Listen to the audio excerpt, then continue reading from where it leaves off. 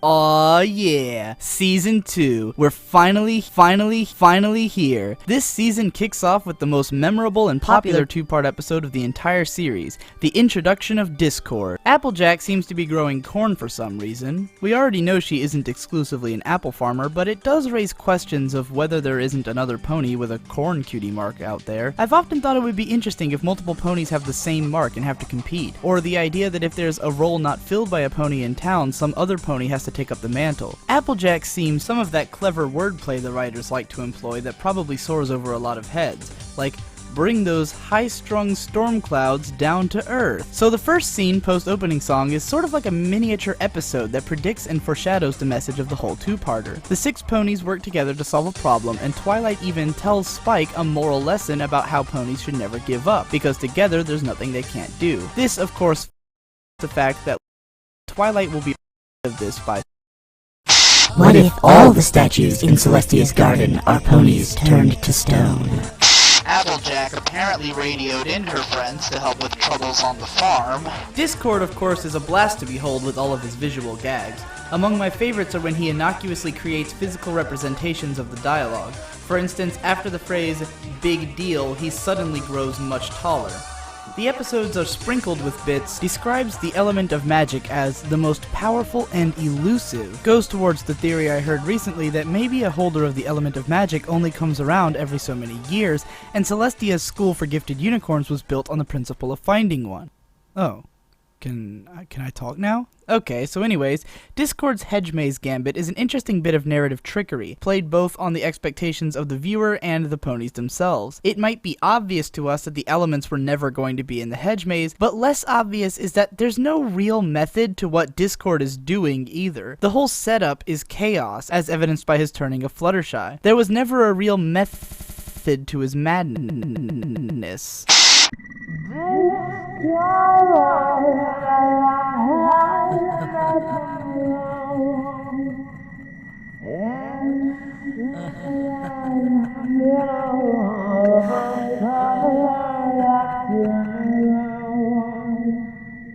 Return of Harmony. There's nothing really worth saying about this episode. The narrative is paper thin and it's just an excuse to be a dumb Alice in Wonderland knockoff.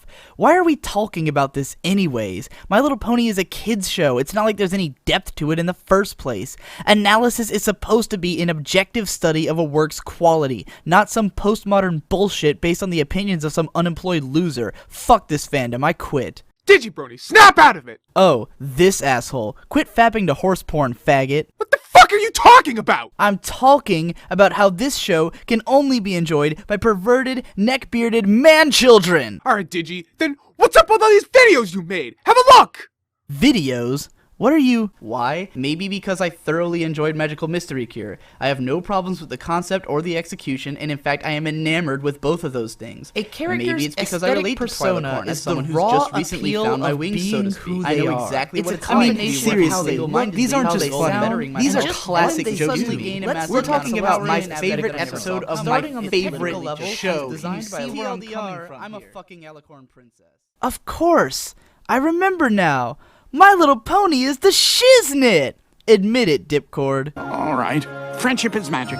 The Return of Harmony is a brilliant set of episodes, not so much as a standalone, but because of how they interact with the rest of the series. Getting to see the characters turned on their heads is a blast, especially Flutterbitch, and the voice actresses turn in some dynamic and brilliant performances all around. Besides them, the animation staff clearly had a blast with Discord, and even the sound editing of this episode is top tier. This is the show cranking everything it does well up to 11 and just coasting on how awesome it is. The conflict is truly that of power of Discord versus the power of Harmony. None of the games that Discord plays has any real meaning, except to showcase how powerful confusion and chaos can really be. Twilight then turns it around using Harmony, and again, it isn't so much about bringing Harmony out in the characters, but more about the literal force of Harmony as magic, in contest with that of Discord. More than a moral lesson that Harmony is stronger than Discord, this is more like a world-building element, that one magic trumps the other because that's how the world works. Going back to these episodes is always a blast, just for the audio-visual will feast and to be blown away by the height that it reached. This episode marked the moment that I became a fan of MLP the first time I watched it, and it continues to be one of my favorites, marking the entry to the Unstoppably Badass Season 2,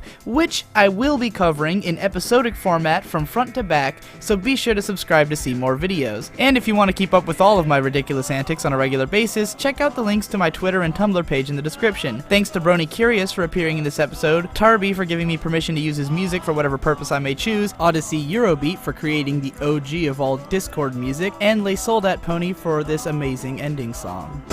Order in the court, better yet, bring disorder in the court. Discord plays accordion, of course. Who's the weird owl of the ponyverse? Only worse, and his reign is a blessing and a curse. A blessing to the weird and chaotic and demented. A curse to the rest of the list, not represented. Back in control like a gamepad, making all the same mad, making all the insane glad. And it ain't bad. What's wrong with the little chocolate rain? Giraffe-legged rabbits in the Buffalo Ballet. A few seconds before night in the day. You might wanna play in the minute and then nap within the shade.